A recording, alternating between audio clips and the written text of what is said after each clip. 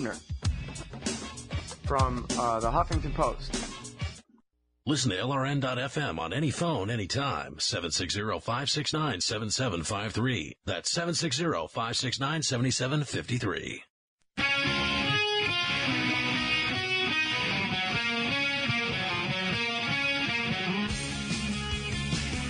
All right, y'all, I'm Scott. It's Antiwar Radio. I'm talking with Josh Ruebner from EndTheOccupation.org, the U.S. campaign to end the Israeli occupation, and he writes at the Huffington Post. And, you know, when I'm misparaphrasing people going out to break and all these things, I should try a little harder and get things right. I am worried that there will be blood. The paraphrase of Ehud Olmert and Ehud Barak is that, geez, we're in a situation where if we don't give up the West Bank and Gaza Strip as an independent Palestinian state, then we're going to have a single state, and sooner or later, they'll be the majority, and then what are we going to do? And then that's the part where I worry about the blood. So I wanted to make sure that I didn't mean to imply that those two said, yeah, then we'll have to kill them all or anything, because I don't think they did. Although, maybe they did. Ehud Barak seems to like blood pretty good, so maybe, I don't know. But I mean, what do you think, dude? Are we at the point where it's too late to give up what they should have given up 20 years ago, 40? I don't believe that Israeli Prime Minister Benjamin Netanyahu is negotiating in good faith, and I don't believe he's serious about dismantling all of the settlements, certainly, and not even most of the settlements, probably. So it's very, very difficult to see how there is going to be a so-called two-state solution within this one-year time frame that Secretary of State Hillary Clinton is aiming for. But actually, in regards to something you mentioned before the break, there's an interesting development among some right-wing Israeli political circles right now in that they're saying, you know what, the land is more important than the composition of the citizenship in the state. In other words, there are some Israeli right-wingers who are now saying, let's annex the West Bank and East Jerusalem and extend citizenship to Palestinians living there.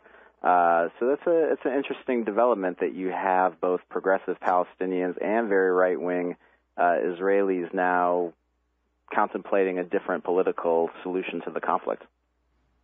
Well, but I mean, are they really, could you imagine them going as far as saying, well, okay, so it won't be a Jewish state anymore. That won't be the point. It'll still be a safe haven where Jews can come, and there will still be millions of Jews there, but it won't be a Jewish state anymore, and they'll just adopt a constitution that refers to, a Bill of Rights that refers to any person in the land like ours?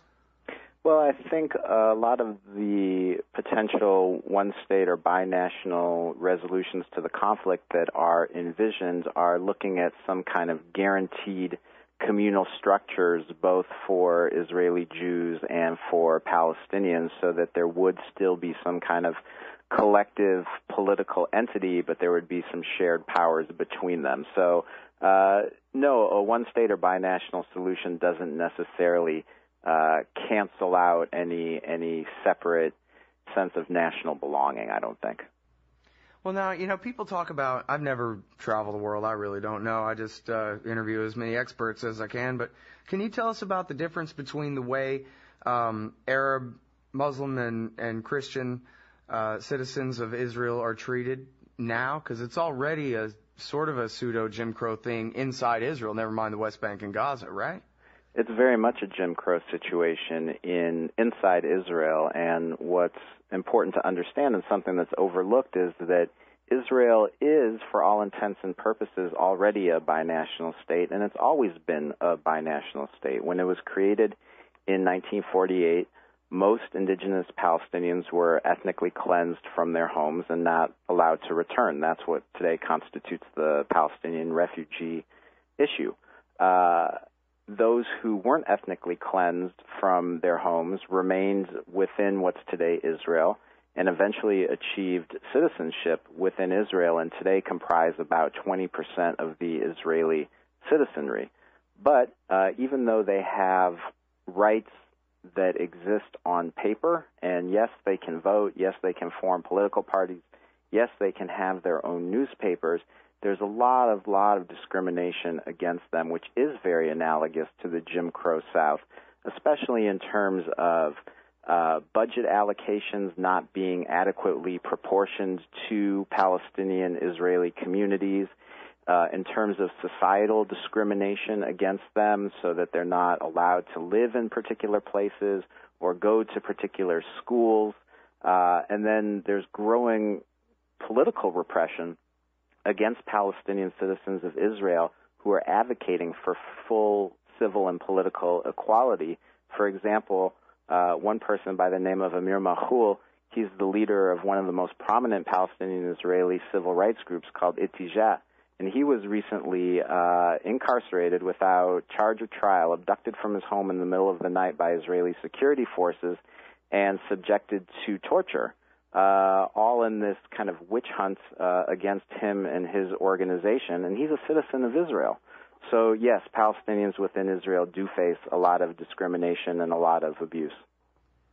You know, it's funny, I remember Noam Chomsky remarking one time that when the first Intifada broke out, that basically the spin in the American media was, geez, why would the Palestinians attack the Israelis like this?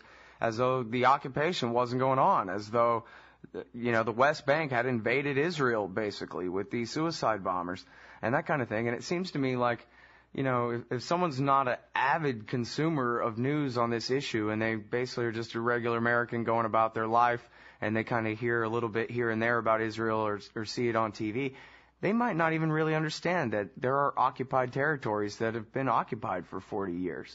And, you know, like you mentioned how America treats the Palestinians as, oh, well, you know, both sides have to make all these concessions and whatever and come to the table and do all these things as though they're equal partners rather than occupier and occupiee. And of course, a big part of the narrative is that, well, you, for example, if you want the Israelis to give up the West Bank to the Palestinians, what you're really saying is you want to destroy Israel forever. At least that's the way the debate is set up here in the United States. It seems like in Israel a lot too, where, you know, you're not allowed to actually have reality involved in the context of your discussion. It has to be, if you want them out of the West Bank, what you're really saying is that all of the Jews should be drowned in the Mediterranean Sea. I agree with you that has been the traditional overarching discourse about the Israeli-Palestinian conflict in this country, but I do think, and that it's important to note this, that over the past few years, there has been, I think, a tremendous shift in the discourse in this country, and I think more and more people and more mainstream media outlets are starting to recognize the imbalanced nature of the Israeli-Palestinian conflict, that there is one side that's an occupier and one side that's occupied. And I think that more and more Palestinian voices are getting into the mainstream press in this country, which is a positive development that allows them to share their experiences living under Israeli military occupation with the American public. And then, of course, we can't discount the fact that, you know, the vast brutality of Israel's policies towards Palestinians and towards Lebanese as well.